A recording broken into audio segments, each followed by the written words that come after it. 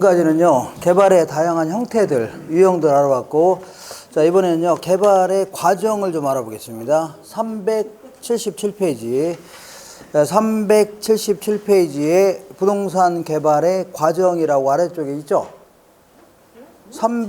아유, 뭐 하는 거예요? 자, 죄송합니다. 자, 요거 덮어놓겠습니다. 이게 왜 펴져 있어갖고. 자, 어디냐면요. 382페이지 한번 보겠습니다.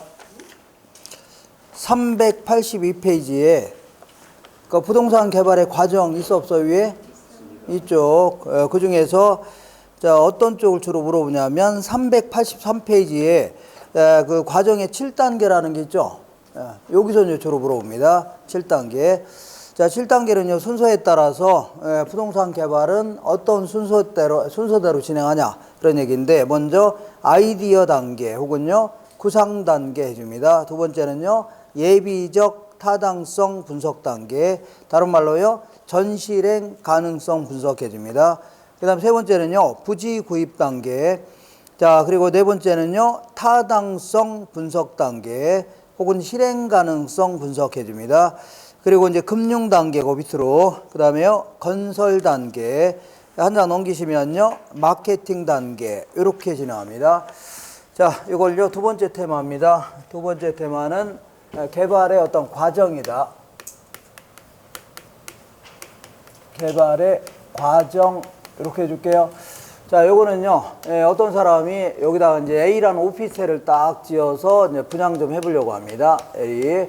자, 순서는요, 이렇게 진행한다, 그런 의미입니다. 자, 요 순서 좀 암기를 좀 하셔야 됩니다. 부전, 부실, 근검마다. 부전, 부실, 금입니다. 건, 마, 이렇게.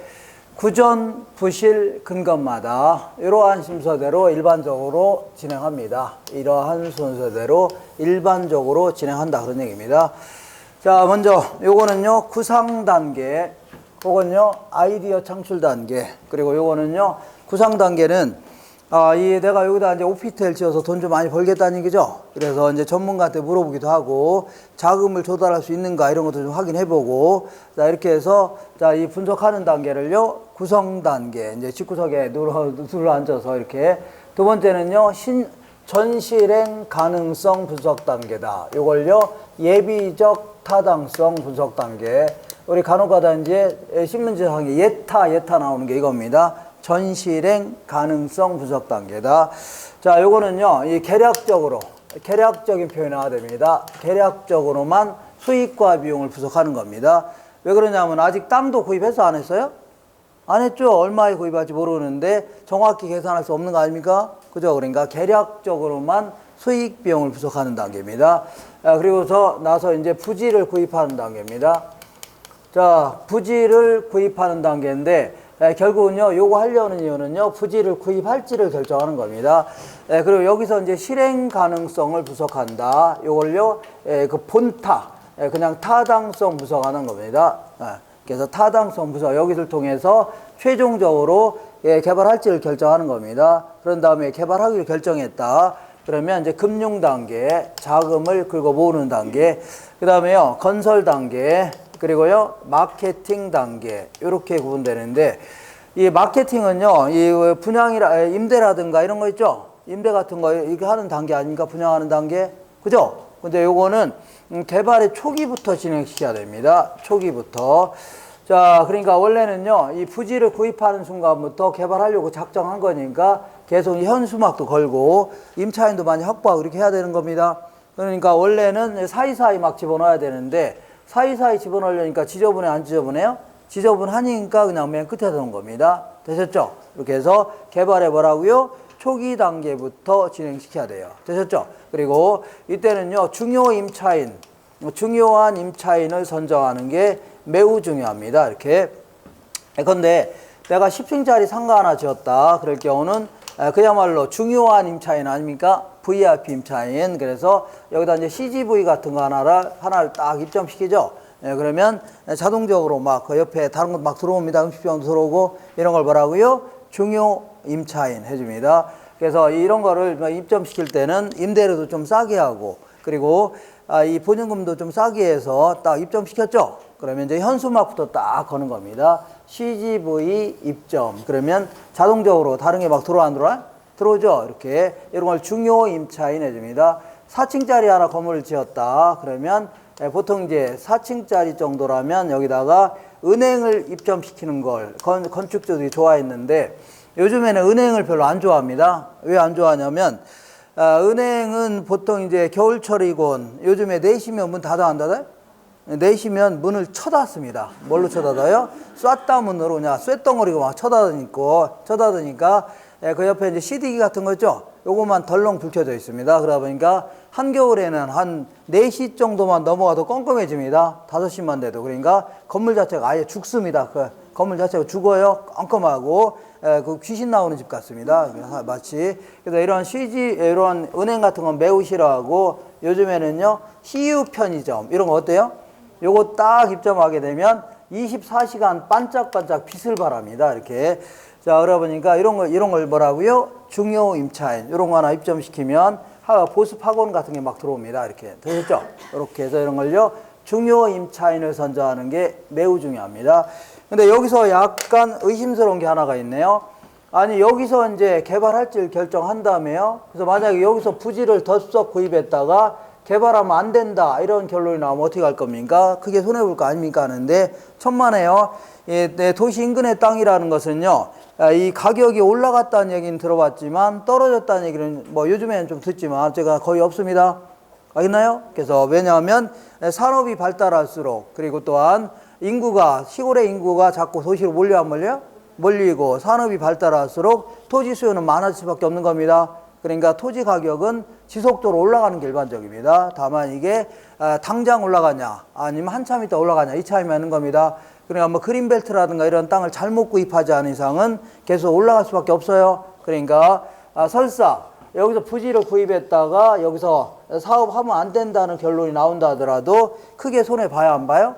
안 보는 거고. 그리고 또한 땅은 이제 이 오피스텔 정도의 부지라면 여러 필지를 구입했을 겁니다. 이렇게.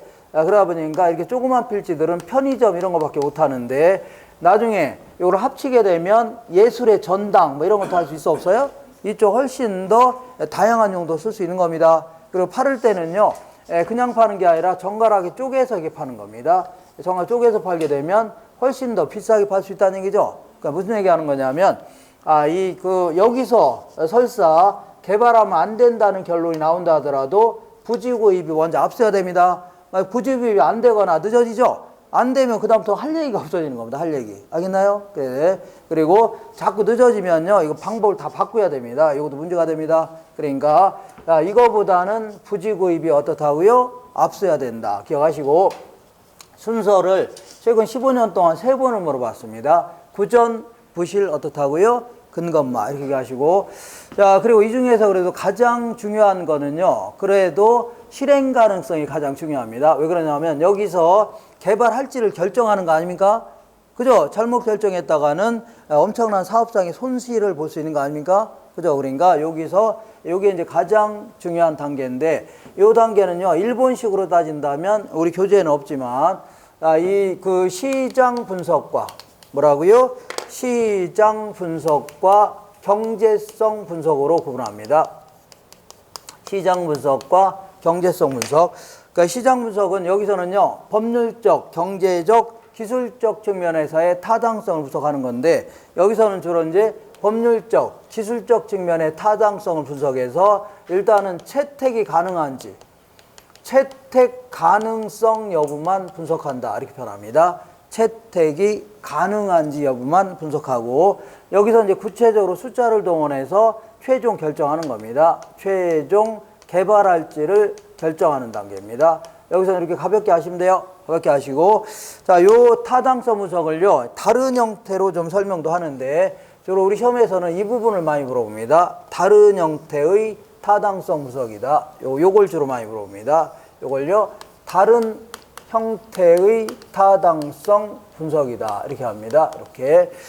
자, 그래서 다른 형태는 요거는 주로 이제 여기까지는 일본식 책을 갖다 많이 베껴 놓은 거고 그리고 이제 2000년대 전후로 해서 이제 미국에서 공부하고 돌아온 사람 있죠. 이런 사람이 한국에 와서 이제 대학교에서 이제 강의하기 시작했는데, 대표적인 사람이 한성대학교 안정근 교수 이런 사람입니다. 이런 사람을 중심으로 해서 약간 완전히 다른 건 아니지만 약간 이 부동산 학도 이제 변화가 오기 시작한 겁니다. 특히 이 부분을요, 이분들은 어떻게 설명하냐면 이렇게 설명합니다.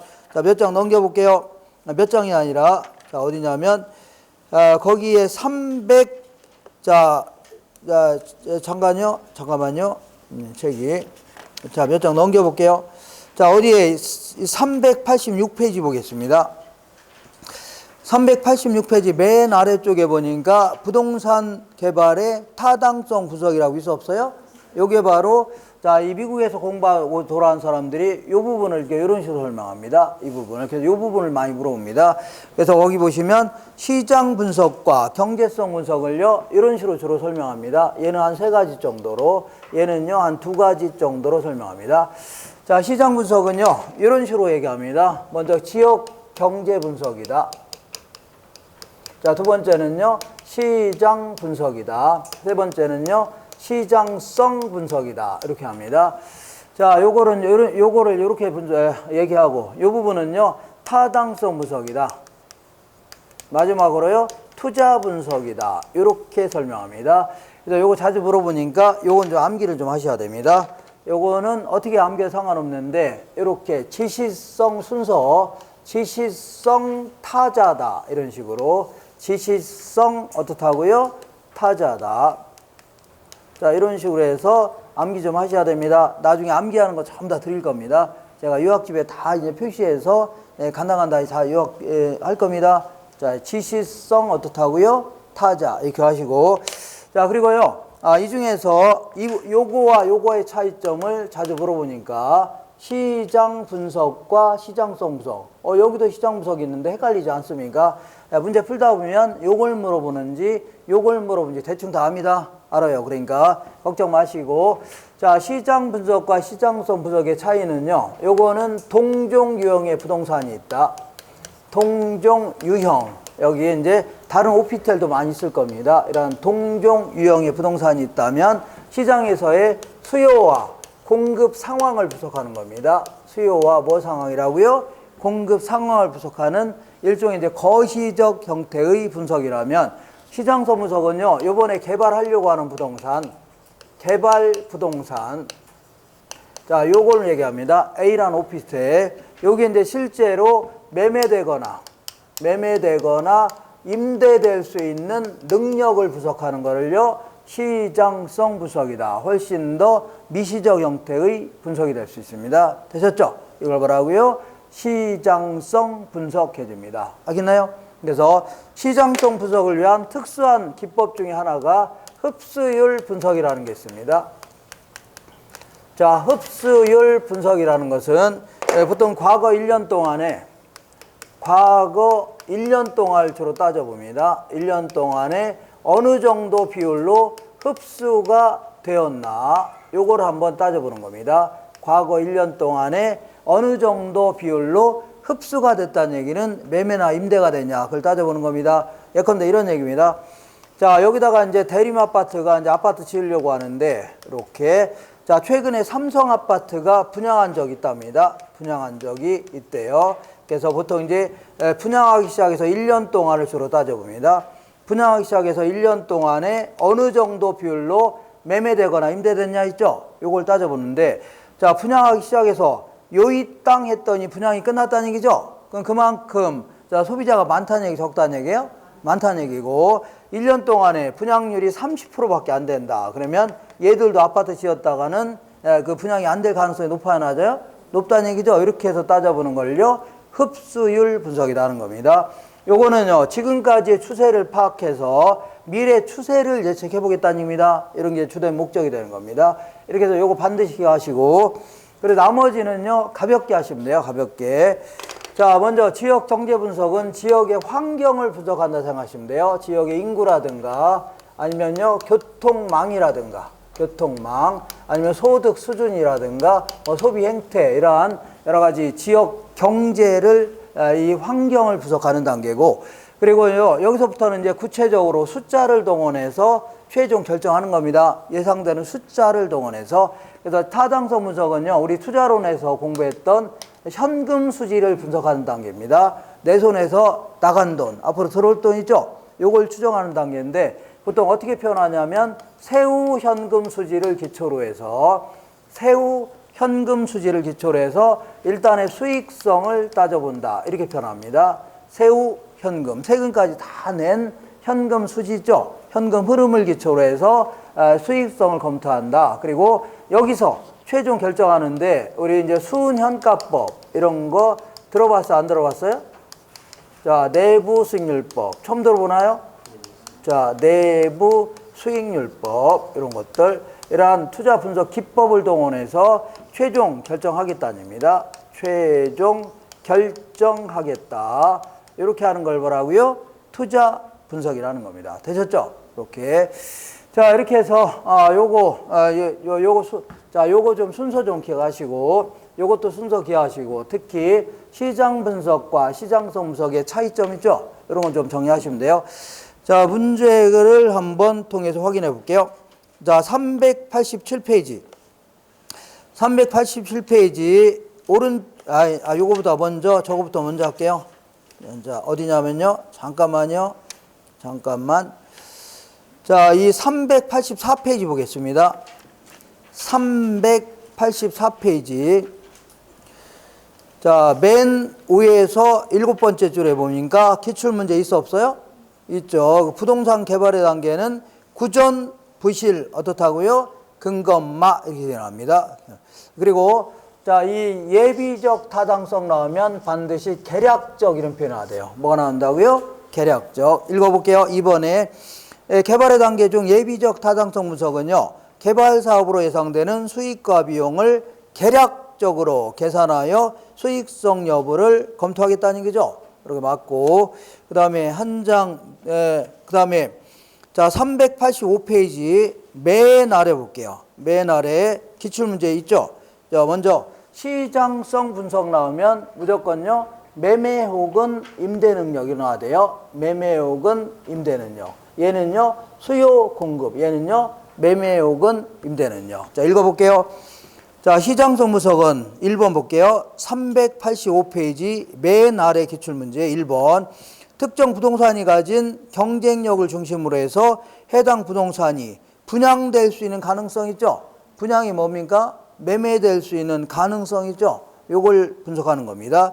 자, 그리고 요 흡수율 분석, 요거를 하는 특수한 기법 중에 하나가 흡수율 분석인데, 얘는요, 현재까지 추세를 파악해서 미래의 추세 있죠? 요걸 예측하겠다는 게 목적입니다. 궁극적인 목적. 그래서 흡수율 분석은요, 자, 부동산 시장의 추세를 파악하는 데 도움을 주는 것으로 미래 흡수율을 예측하는 것이 주된 목적이라는 얘기죠. 주된 목적이다. 그런 얘기입니다. 이렇게. 자, 그리고 자, 387페이지 보겠습니다. 387페이지 위에서 세 번째 줄 볼게요. 부동산 개발의 분석은 이렇게 지시성 어떻다고요? 타자 기억하셔야 돼요. 자, 부동산 개발의 분석 단계는요, 지역 경제 분석, 시장 분석, 시장성 분석, 타당성 분석, 투자 분석 순으로 이루어진다. 이렇게 지시성 어떻다고요? 타자 기억하시면 돼요. 지시성 타자. 이렇게. 자, 지시성 어떻다고요? 타자 기억하시면 됩니다. 자, 그리고 문제가 더 있는데 여기는 요 정도 하고, 이번에는 부동산 개발에 따라서도 위험이 따를 수가 있어 없어요? 있다. 요거 좀 알아볼게요. 잘하면 대박 나고 잘못 쪽박 날 수 있는 거 아닙니까? 요거를요. 어디냐면요. 거기 384페이지. 384페이지 딱 중간 정도에 보니까 부동산 개발에 따른 위험도 따를 수가 있는데 지우겠습니다. 요건 좀 잘 정리하시고, 자, 지저분하게 정리하면요, 책 읽고 있으면 문제 잘 모릅니다. 그리고 문제 못 풀어요. 그러니까 제가 칠판에 쓰는 내용 있죠? 이런 내용 위주로 해서 정리하셔야 돼요. 자, 부동산 개발에 따라서도 여러 가지 위험이 따를 수 있습니다. 잘못하면 크게 손해볼 수 있고, 자, 위험은요, 부동산 개발에 따른 위험은 주로 이제 워포드가 얘기하는 위험을 주로 물어봅니다. 워포드. 자, 워포드라는 사람은요, 거기 세 번째 줄에 384페이지 중간 정도의 부동산 개발의 위험 있죠? 여기에 세 번째 줄에 워포드라는 사람은요, 법률적 위험 부담, 시장 위험, 비용 위험 등으로 구분할 수 있다. 그래서 이 사람은요, 이렇게 개발에 따른 위험을 이렇게 세 가지 형태로 구분합니다. 먼저 얘는요, 법률적 위험 혹은요, 법적 위험 해줍니다. 요거는요, 비용 위험. 이렇게 요 두 가지는 자, 이거 문제 풀다 보면 자, 풀 수 있습니다. 자, 법적 위험은요, 주로 자, 이 토지 이용 규제, 뭐 용적률, 건폐율 이런 거 있죠? 용도 지역지 규제 이런 것처럼 토지 이용 규제 등과 같은 공법적인 측면이라든가 아니면은요, 소유권 관계, 소유권이라든가 지상권, 지역권, 임차권이죠? 이러한 소유권 관계 같은 사법적인 측면에서 발생하는 위험을요, 법적 위험해집니다. 예컨대 여기가 원래 상업지역이었는데 나중에 정부에서 이걸 주거지역으로 바꿔놓을 수 있어 없어요? 크게 이제 분양도 안 되고 할 수 있겠네요. 이런 형태를요, 법적 위험해집니다. 그 다음 비용 위험은요, 건설 기간 동안에 건축비와 관련된 위험을 얘기합니다. 건축비. 그래서 예컨대 이 건설 기간 동안에 오피스텔을 1년 동안 짓기로 했는데 원래 건설업자한테 1년 동안 지어달라고 했는데 건축 기간이 계속 길어질 수 있어 없어요? 이제 그럼 추가적인 비용이 나갈 수 있습니다.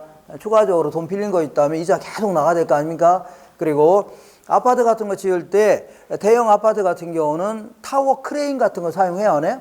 근데 요게 보통 리스 형태로 빌리는데 하루에도 막 1억씩 막 들어간답니다.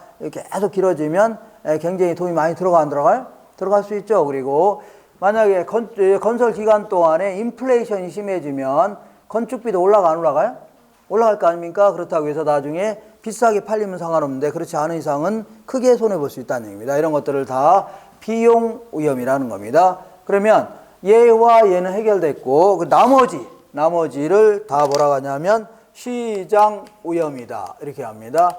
나머지 시장의 불확실성 때문에 발생하는 위험을요, 시장 위험 해줍니다.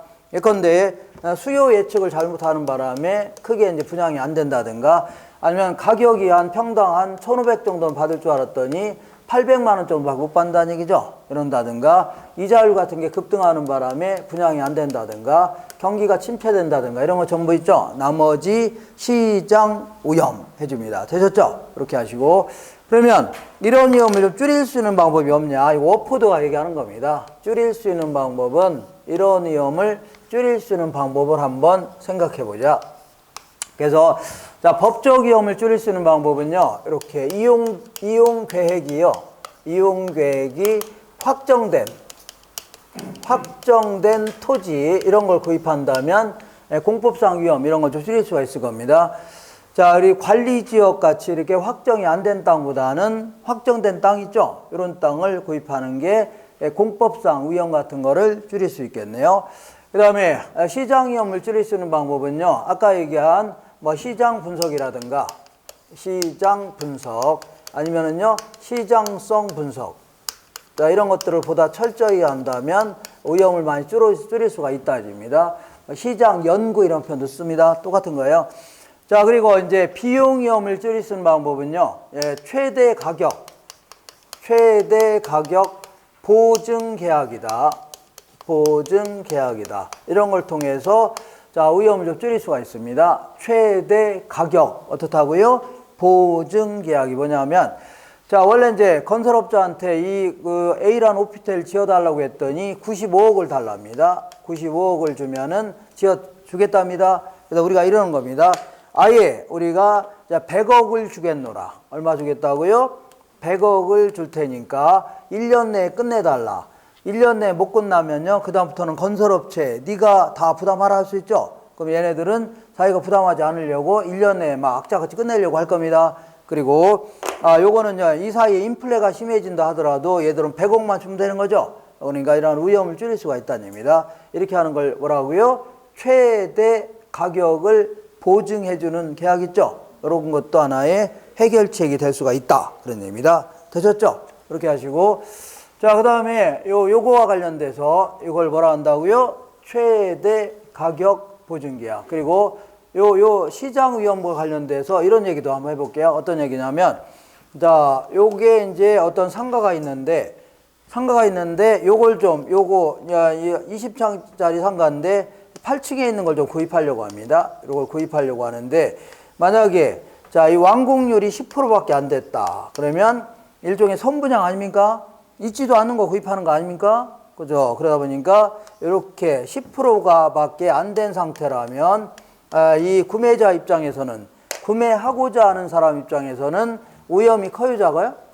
나중에 부도나면 어떻게 할 겁니까? 그죠? 그러다 보니까 오염은 상당히 클 수밖에 없어요. 그렇잖아요? 그러니까 뭐하러 이렇게 선분양 받습니까? 나중에 완성된 걸 구입하려고 하죠. 그러니까 얘네들은 싸게 팔아야 됩니다. 가격은 좀 쌀 수밖에 없는 겁니다.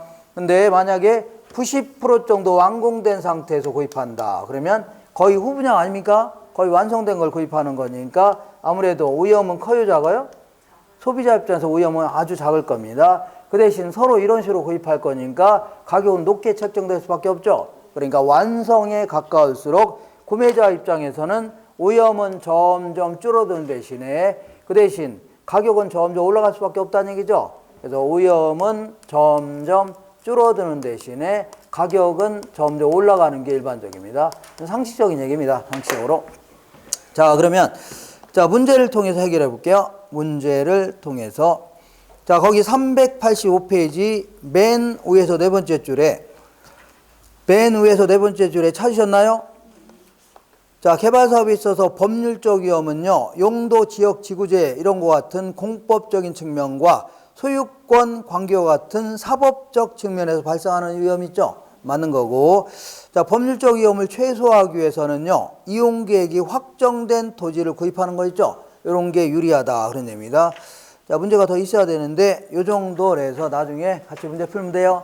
되셨죠? 그렇게 해서 자, 요 정도로 해서 개발론은 마무리했고 아까 같이 개발의 유형에서 한 문제 정도 나오고 이렇게 개발의 과정 이런 걸 중심으로 해서 한 문제 나옵니다. 자, 이렇게 지우겠습니다. 자, 지금부터 이제 개발론은 마무리했고 마케팅에 대해서 알아보겠습니다. 마케팅. 우리 교재 쭉 뒤로 넘길게요. 자, 어디냐면요. 잠깐만요.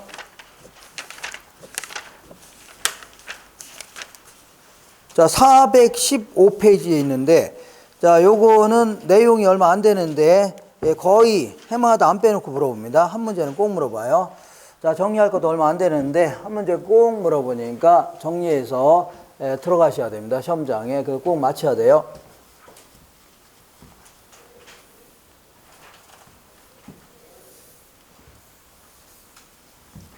자, 마케팅이라는 것은요, 판매보다 훨씬 더 넓은 개념입니다. 자, 거기 잡다하게 써 있는데, 그거 읽다 보면 무슨 얘기인지 잘 몰라요. 그냥, 기업이 이윤의 극대화를 추구하기 위하여 소비자 욕구에 맞는 물건도 만들어야 되죠. 그리고 어떤 유통 경로를 통해서 가격은 어느 정도 책정할 것이고, 소비자들한테는 어떤 형태로 알릴 것인가 하는 총체적인 영업 활동, 이걸요, 마케팅 해주는 겁니다. 그러니까 거기 써 있는 거 읽고 있으면 머리 아파요. 그러니까 그렇게 가볍게 하시면 돼요. 총체적인 어떻다고요? 영업 활동이다. 이렇게 합니다. 자, 그래서 이제 마케팅론이라고 하는데 여기는 뭐 네 번째로 되어 있나요? 제 2절에 마케팅 되어 있는데 마케팅과 관련돼서는 어떤 얘기를 좀 알아볼 거냐면 일단은 그 5번 마케팅의 의의 중에 5번 요 지문이 가끔 끼어듭니다. 자, 현대사회는요, 공급자 중심에서 찾으셨나요? 공급자 중심에서 소비자 중심으로 전환됨에 따라 소비자들의 욕구를 충족시키는 마케팅 전략이죠. 이런 게 매우 중요해졌습니다. 그러니까 아주 옛날에 1980년대 이 정도만 하더라도 아파트 지었다간 다 팔렸습니다. 그래서 이때는 마케팅의 중요성이 그다지 크진 않았는데 근래 들어서는 분양이 안 되는 게 무지하게 많아져가요? 많으니까 자, 이 건에 지어놨다가 안 팔릴 수 있다는 얘기죠. 그러다 보니까 마케팅의 중요성 이게 매우 중요해졌다 그런 얘기입니다. 이때 요 한 장 넘겨보시면 416페이지에 마케팅의 환경이라는 게 있는데 마케팅 환경은 마케팅과 관련된 환경을 얘기합니다. 요거는요 크게 거시적 환경이라는 게 있고 그 다음에 미시적 환경이라고 있는데 자, 미시적 환경은 마케팅과 관련돼서 직접 부딪히는 집단을 생각하시면 돼요. 직접 부딪히는 집단. 일단 경쟁업자하고 경쟁을 해야 되니까 직접 부딪히는 집단이고, 그 다음에 이 일반 대중, 공중을 대상으로 해서 자, 여러 가지 이 광고도 해야 되고 하니까 일반 공중도 직접 부딪히는 집단. 그 다음에 정부 입장에서는 여러 가지 규제도 하고 세금도 부과하고 하다 보니까 이것도 직접 부딪히는 집단입니다. 이 세 가지를요, 미시적 환경이다 해줍니다. 미시적.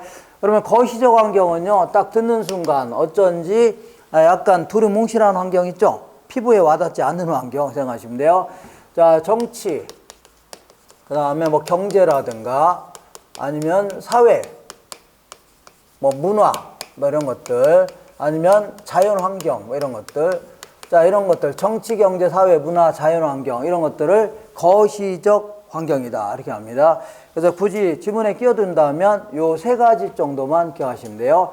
경쟁업자, 공중, 그 다음에요, 정부, 이 정도만 거시적 환경이고, 나머지는요, 미시적 환경이다. 정리할 수 있나요? 이렇게 정리하시고. 자, 지금부터 우리 시험에서는 뭐 이런 것들은 거의 안 물어보고 10년에 한 번 걸로 그냥 끼어드는 정도고, 여기서 물어봅니다. 어디서 물어보냐면, 거기 볼게요. 자, 416페이지 맨 아래 보니까 부동산 마케팅의 세 가지 차원이라고 있죠? 여기서 물어보는데, 해마다 여기서 거의 물어봅니다. 417페이지 여기에는 크게 세 가지 형태가 있는데, 한 중간 정도의 시장 점유 마케팅 전략 있어 없어요? 있고, 한 장 넘겨보겠습니다. 넘겨보시면, 자, 어디냐면 419페이지 맨 위쪽에 보니까 고객 점유 마케팅 전략 있어 없어요?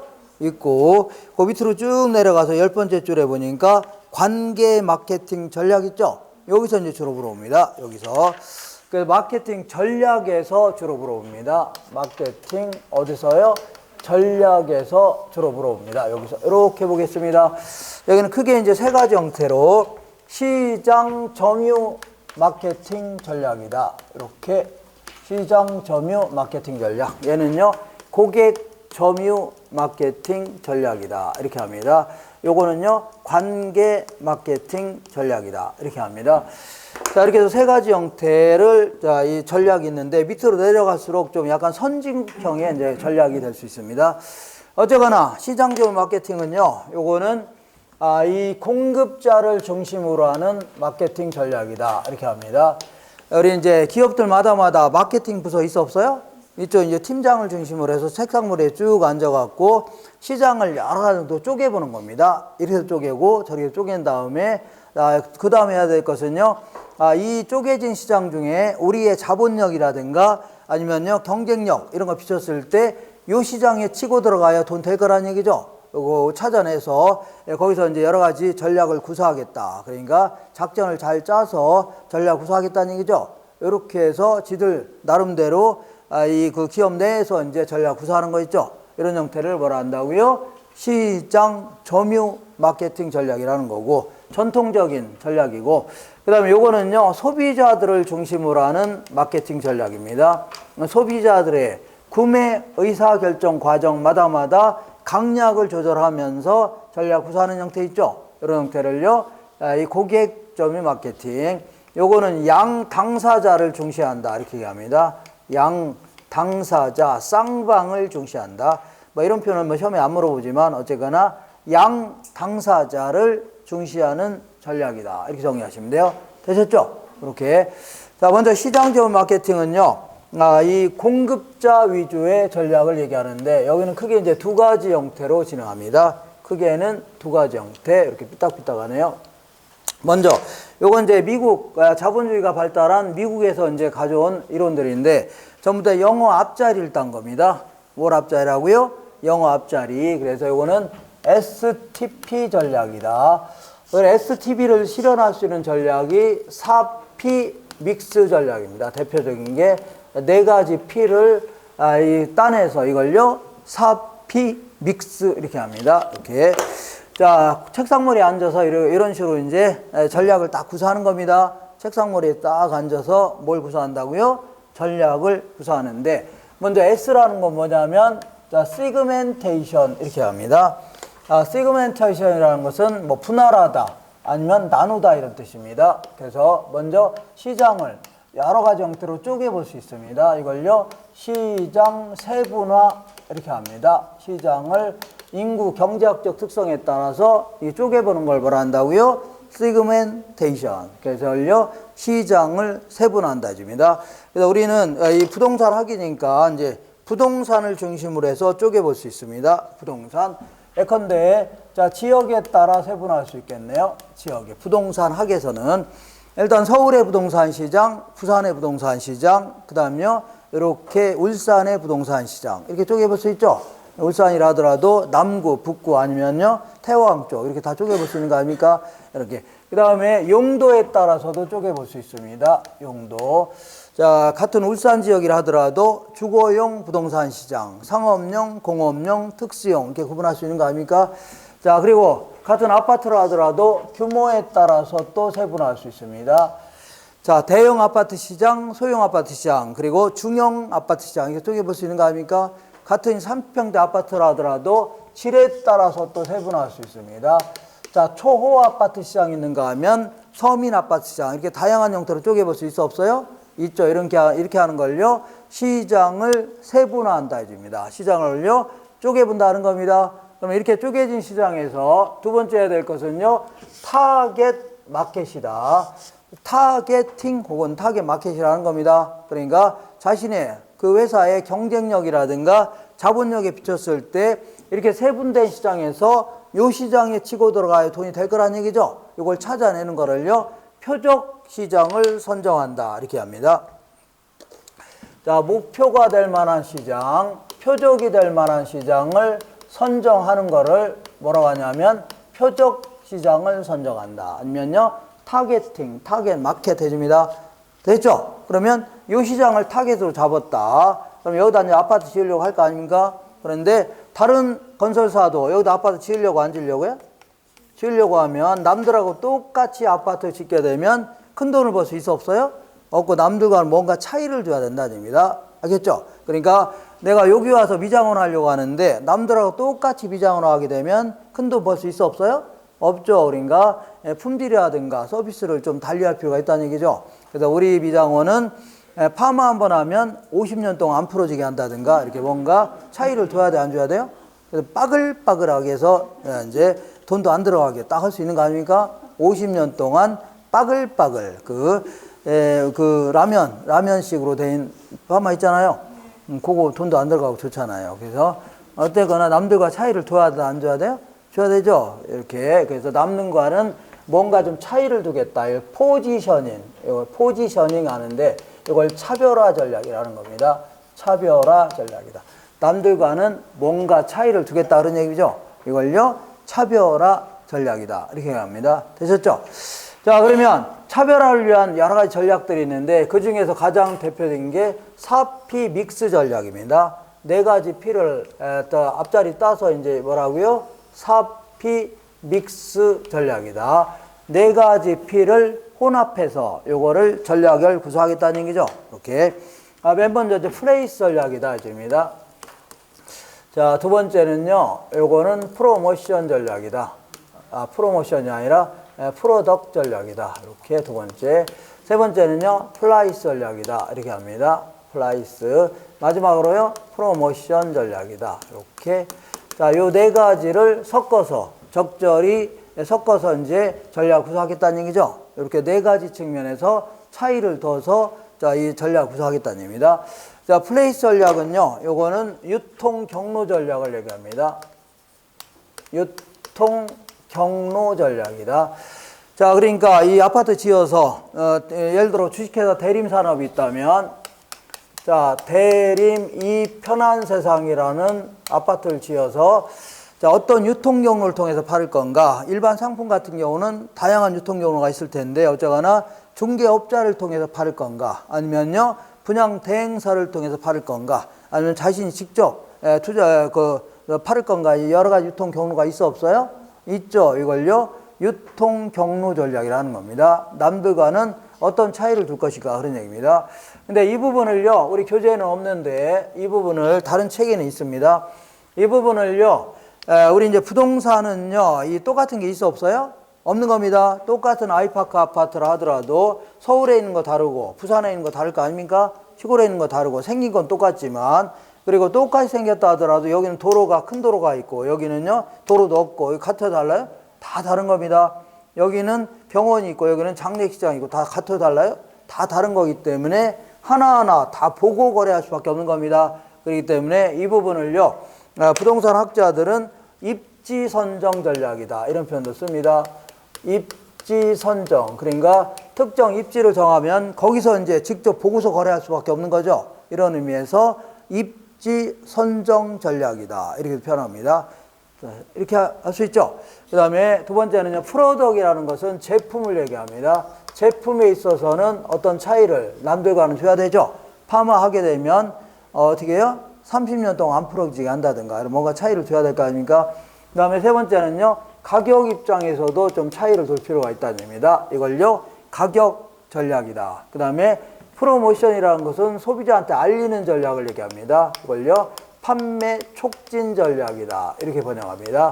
판매 촉진 전략이다 이렇게 해서 이런 식으로 진행하는 형태를 뭐라 한다고요? 자, 이거를 시장 점유 마케팅 전략이다 이렇게 합니다.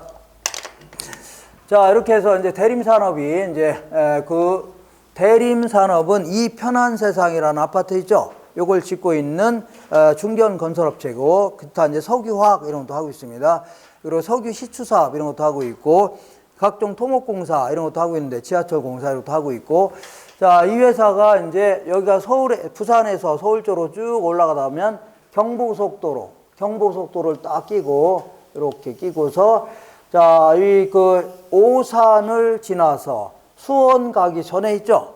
여기 이제 동탄 지역인데, 이거 전부 논밭이었습니다. 지금 도시로 개발됐는데, 요거는 이제 제1동탄 신도시, 요거는요, 제2동탄 신도시 이렇게 합니다. 이렇게 해서 요거는요, 2010년도부터 이제 개발하기 시작해서 2000년부터 개발하기 시작해서 완료가 됐고, 요거는요, 2010년도부터 개발하기 시작해서 지금도 개발하고 있습니다. 이렇게 해서 여기서 이제 이동탄 신도시가 들어선다고 하길래 여기다 이제 아파트 지어서 팔겠다는 얘기죠. 예. 그러니까 여러 가지 세분화시킨 다음에 이제 목표가 되는 시장을 선정하는 겁니다. 뭐 선정한다고요? 표적이 되는 시장을 선정하는 겁니다. 그래서 우리는 요 동탄 지역을 목표로 삼겠다. 제2동탄 지역을 목표로 삼겠다. 그리고 용도는요, 당연히 아파트 시장을 치고 들어가겠다. 그리고 자, 규모는요, 50평대의 대형 아파트로 들어가겠다. 이렇게 질은요, 초호화판으로 해서 들어가겠다. 이렇게 하는 걸요, 표적 시장을 선정한다 입니다. 뭘 선정한다고요? 표적이 될 만한 시장을 선정한다. 그런 얘기입니다. 네, 그러면 이 지역을 목표로 해서 다른 건설사도 참여하려고 안 하려고 해요? 하려고 할 거 아닙니까? 그러면 남들하고 똑같이 아파트를 지으면 돼야 한대요? 안 되겠죠? 뭔가 좀 차이를 두겠다는 얘기입니다. 알겠죠? 제품에 있어서 뭔가 차이를 두겠다는 얘기입니다. 되셨죠? 그래서 제품 이런 거에 차별을 두겠다. 이걸요, 차별화 전략이라는 겁니다. 여러 면에서 차이를 두겠다는 얘기죠? 이걸요, 차별화 전략이다. 자, 차별화를 위한 구체적인 전략 중에 하나가 뭐라고요? 사피 믹스다. 요 네 가지를 혼합해서 적절히 전략을 구사하겠다는 얘기입니다. 먼저, 자, 유통 경로는 어떤 유통 경로를 통해서 팔을 건가? 이렇게 해서 따져볼 수 있는 거죠. 근데 부동산학에서는 이 부분을 입지 선정 전략, 이런 표현도 씁니다. 그래서, 자, 여기가 지하철역이 이렇게 통과한다고 하길래, 제2동탄 신도시역이 여기 들어서니까, 자, 우리는 입지를 어디다 선정하냐면, 4번 출구에서 내려서 도보로 한 10분 정도의 거리 있죠? 요거를 15분 정도의 거리를 입지를 선정하겠다.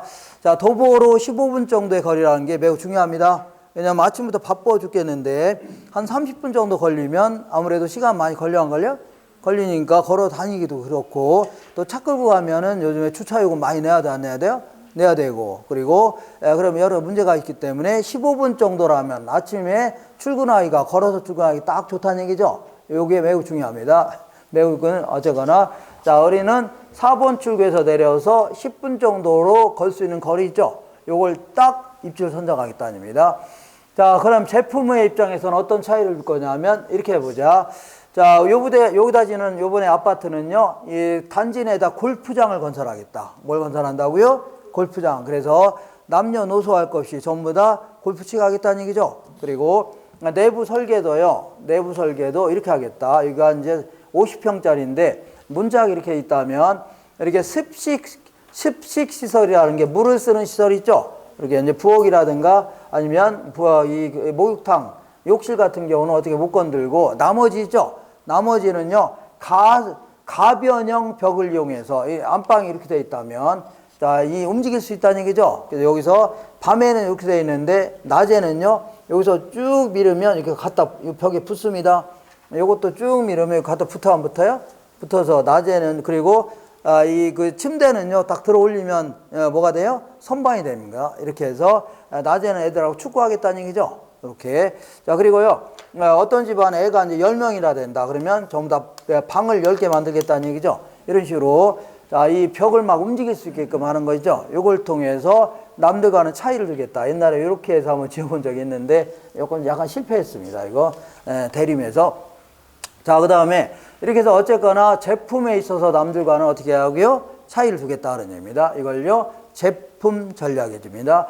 그 다음에 가격은요, 요거는 뭐 대림 정도라면 뭐 중견 건설업체 아닙니까? 그래서 일단은 이제 고급 이미지를 심어주려고 일단은 비싸게 해갖고 가격을 높게 책정해서 가격이 곧 품질이라는 얘기죠. 요거 인식시켜서 일단은 고소득층을 대상으로 해서 분양하다가 나중에 분양이 안 되면요, 좀 가격을 낮춰서 좀 낮은 수준의 사람도 흡수하겠다는 얘기죠. 이런 전략을 구사하겠다. 그 다음에 판매 촉진은요, 소비자한테 알리는 전략인데, 이 어떤 식으로 알릴 거냐. 그래서 신문에다가 광고하게 되면, 이 사람들이 신문 봐요, 안 봐요? 잘 안 봅니다. 한 15년 전만 하더라도 지하철역에 신문을 쫙 펼쳐놓고 이게 다리 꼬고 이제 신문 보고 그랬는데 지금은 전부 다 핸드폰 가지고 딱 들고 있습니다. 그래서 차라리 네이버라든가 다음 이런 데 광고하는 게 낫지 신문에 광고해봐야 돈만 날립니다. 네, 근데 그것보다는 TV에 홈쇼핑 이런 거 있어 없어요? 거기다 광고하는 것도 좋지만 그것도 돈이 많이 들어요? 적게 들어요?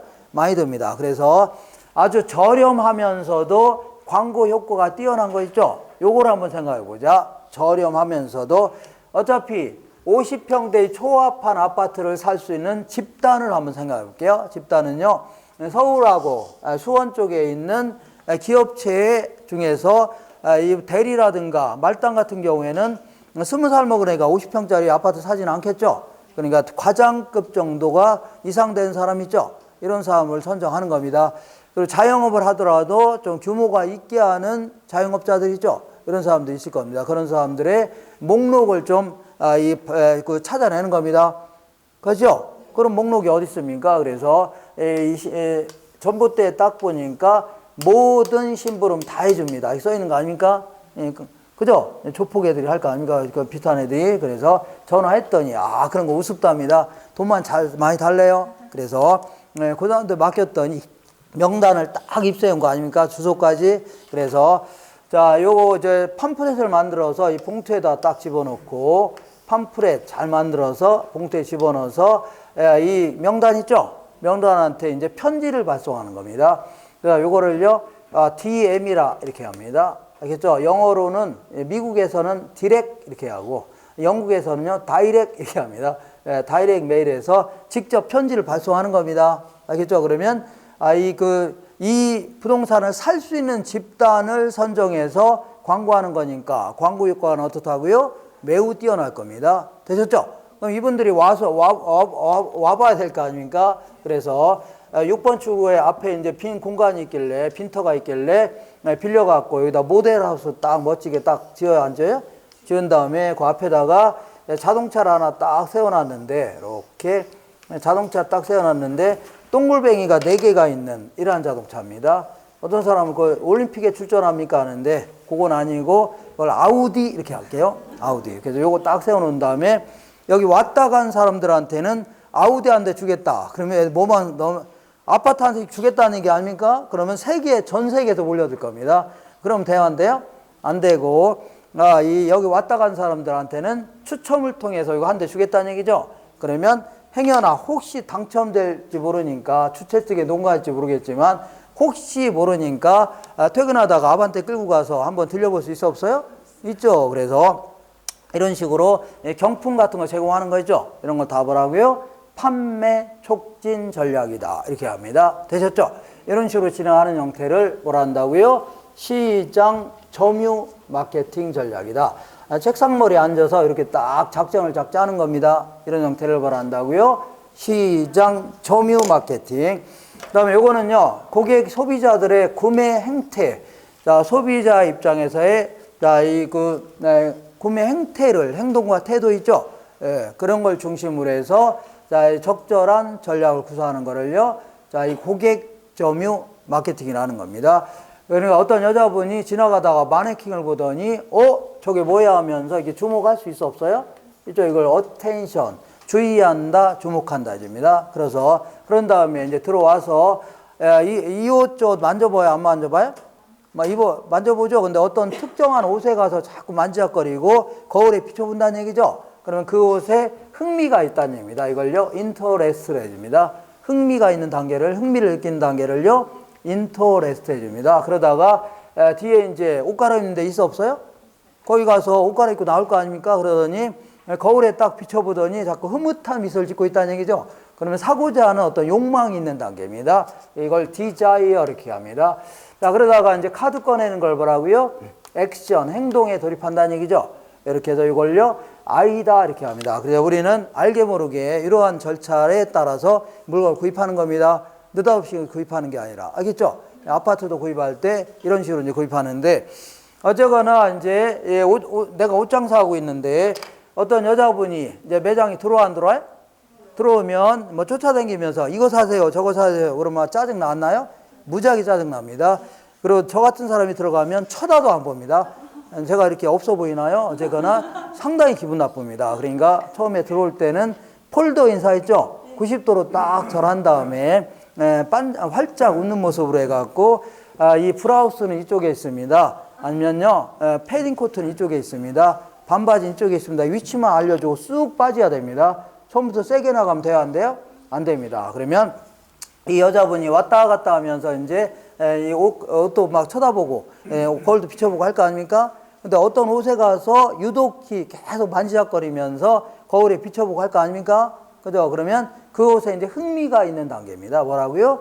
흥미. 그때 가서 살짝 접근해 갖고 옆에 가서 살짝 셀링 포인트라고 해서 그 옷의 가장 특징이 되는 내용 있죠?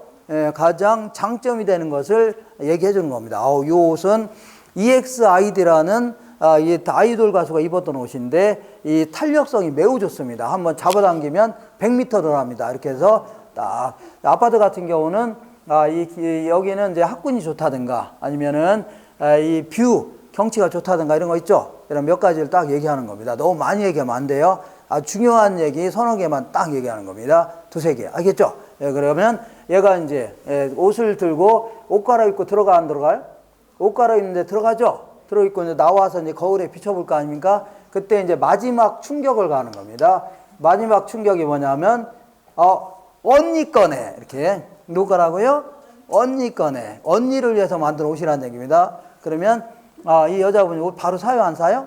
사죠. 이런 식으로 해서, 그 강약을 조절하면서 전략을 구사하는 방식이죠. 이걸 뭐라 한다고요? 고객 점유 마케팅. 이거는 이제 중개업자도 이런 거를 좀 공부 좀 해야 됩니다. 그래서 한 6개월 정도, 한 1년 정도 장사 잘하는 분들 있죠? 사업 잘하면서 한데 처음부터 바로 개업하는 것보다는 그분한테 배우는 게 좋습니다. 배워갖고, 뭐 저야 그런 거 잘 못하지만 그런 걸 배워서 이제 이런 걸 좀 해야지. 느닷없이 하는 사람은 많이 실패를 많이 합니다. 중개업도. 알겠죠? 오케이. 자, 그 다음에 관계 마케팅은요, 팔고 나서 끝나는 게 아니라 팔고 나서도요, 장기적이고 지속적 관계를 계속 맺는 겁니다. 장기적으로 뭐라고요? 지속적인 관계를 계속 맺는 겁니다. 알겠죠? 이렇게. 자, 장기적으로 지속적 관계를 맺는 겁니다. 그러니까 아까 이 아파트 팔고 나서 끝나는 게 아니라 팔고 나서도 지속적으로 계속 관계를 맺는 거 아닙니까? 그래서 고장난 거 있으면 당연히 고쳐줘야 되고, 그리고 가끔 가서 이 불평사항도 좀 들어주고, 그리고 입주자들, 부녀회 이런 분들 모시고 뭐 다 놀러도 다니고 술도 먹고 이렇게 할 수 있죠. 그리고 영화 같은 것도 단지 내에서 촬영도 해주고 이렇게 할 수 있는 거 아닙니까? 이렇게 해서 지속적으로 관계를 맺는 겁니다. 그러면 이분들이 요 브랜드에 대해서 충성을 다하게 됩니다. 뭘 한다고요? 브랜드에 충성을 다한다는 얘기는 자기 이익도 없으면서 남한테 좋은 얘기를 해주는 겁니다. 요걸 충성을 다한다 줍니다. 그래서 요 대림 아파트는 팔고 나서도 계속 관계도 맺고 우리한테 막 가끔 경품도 주고 막 상품도 주고 하는 거 아닙니까? 소개해줘 안 해줘? 얘기해줘요?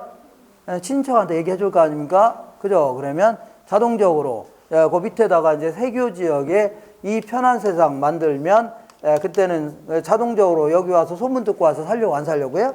살려고 하죠. 이런 걸요. 브랜드의 가치를 높인다 줍니다. 우리 코카콜라 이런 것들은 딱 코카콜라라는 브랜드만 뭐 상표명만 듣고도 주머니에서 돈을 꺼내 안 꺼내요? 꺼낸다 이런 거를요. 브랜드의 가치가 높다 해줍니다. 이것도 마찬가지로 자꾸 지속적으로 관계를 맺어주면 사람들이 브랜드에 충성을 다하게 됩니다.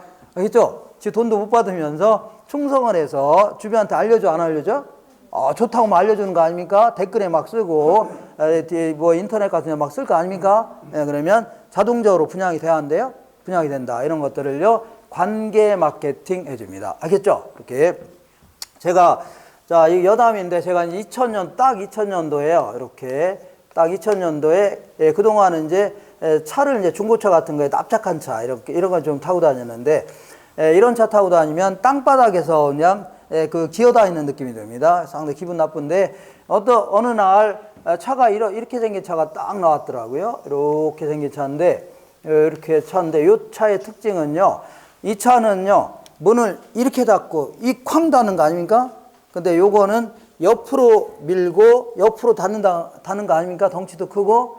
그래서 차 아주 좋네, 마음에 딱 드는 거 아닙니까? 그래서 차 이름이 뒤에 보니까 카니발 이렇게 써 있는 거 아닙니까? 무슨 발이라고요? 카니발. 요게 딱 마음에 드는 거 아닙니까? 그래서 요거 마음에 들어서 요거 좀 살려고, 그 당시에 제가 인천에 살았는데 우리 이제 장모님이 거기 이제 화곡동에 신월동이네요. 신월동에 살고 있어서 여기 가다가 이제 기아자동차 딱 들린 거 아닙니까? 그래서 지금 100만 원 들고 간 거 아닙니까? 그래서 요 차 이거 얼마예요? 그랬더니 그 당시에 카니발 랜드인데 1,400만 원이었습니다. 진짜예요? 네, 1,400. 그래서 1,400만 원인데 나 100만 원밖에 없는데요? 이거 못 사겠네요. 그랬더니 100만 원이면 충분하답니다. 100만 원 내면 자기들이 1,300만 원은 현대캐피탈에서 할부로 해준답니다.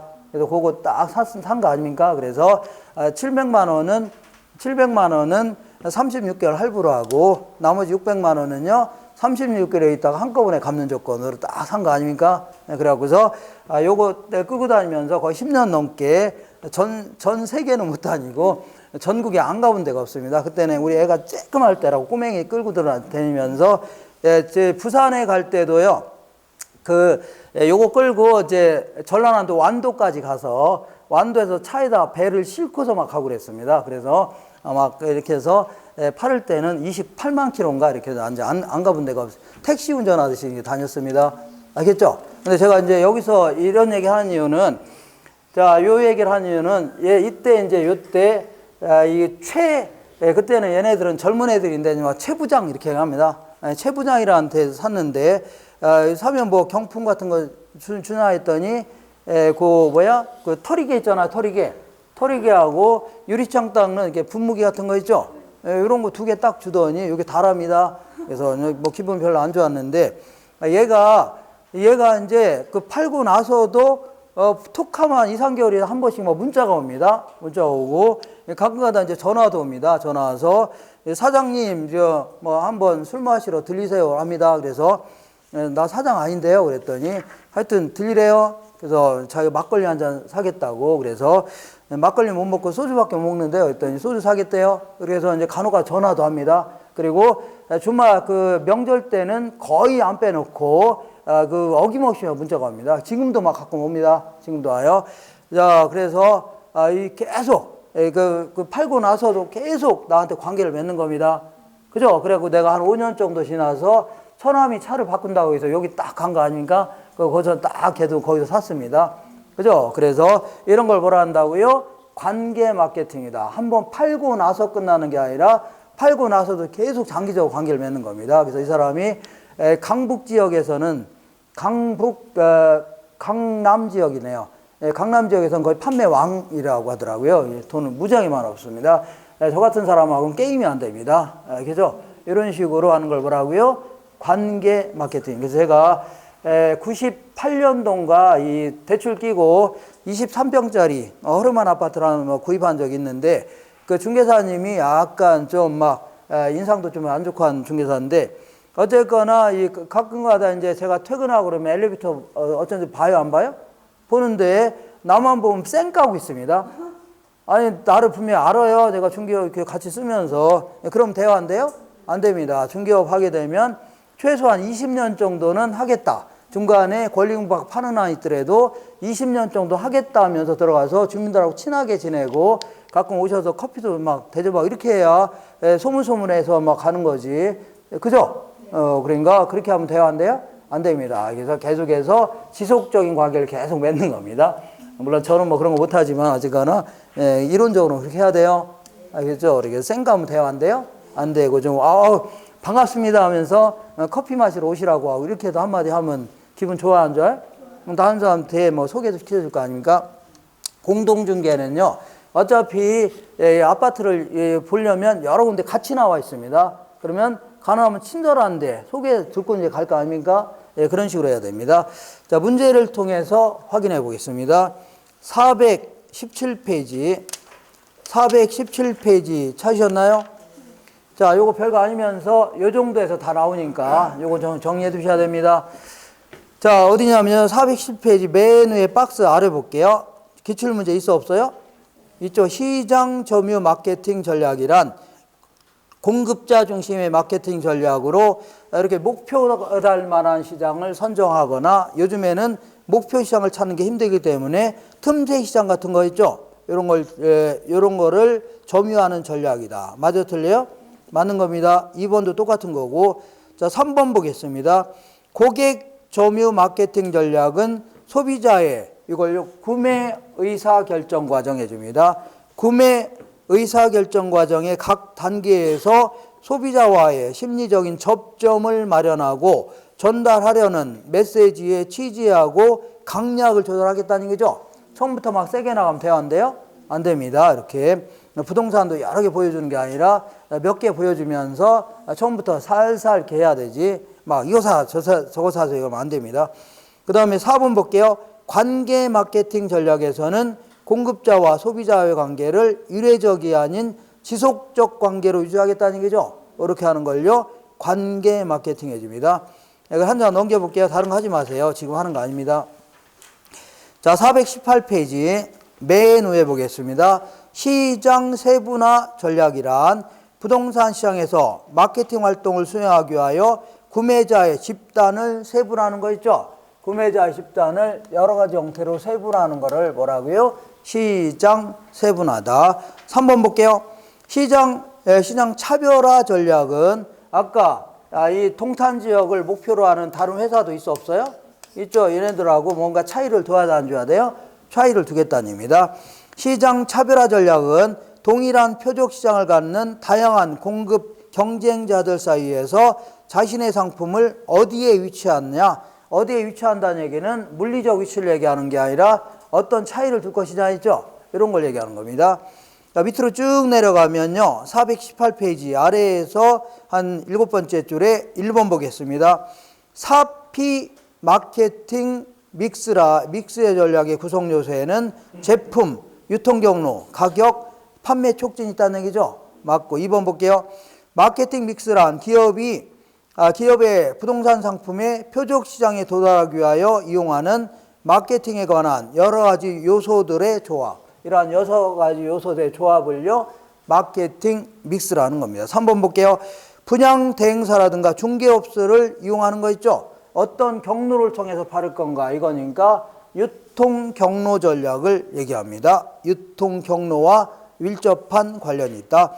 다른 아파트와 차별화되도록 혁신적인 내부 구조로 설계된 아파트, 이런 것들은 제품에 있어서 차이를 두겠다는 얘기죠. 이걸요, 제품 전략이라는 겁니다. 주택 청약자를 대상으로 해서 추첨을 통하여 벽걸이 TV, 양문형 냉장고, 아니면요 아우디 승용차, 이런 것들을 제공하는 거, 이거는 마케팅 믹스 전략 중에 판매 촉진 전략을 얘기합니다. 뭐라고요? 판매 촉진. 이렇게 해서 자, 이 정도 하시고 잠깐만 쉬었다가 오늘 했던 걸 전부 다 복습해 보겠습니다. 잠깐 쉬었다 하겠습니다.